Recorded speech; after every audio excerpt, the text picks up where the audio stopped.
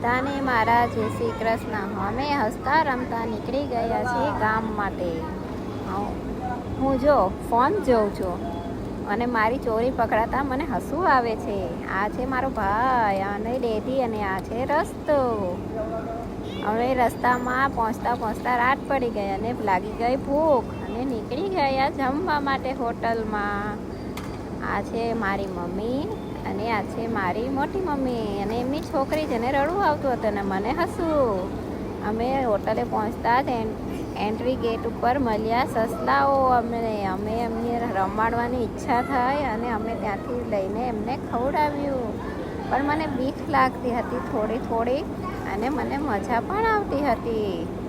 મજા તો આવી પણ થોડી બીકના લીધે મને એમ થયું અને અમને લેવા હતા સસલા। અમે ત્રણેયને બચ્ચાઓને લેવાતા સસલા, પણ અમને ના પાડી દીધી અને પહોંચી ગયા ઘરે।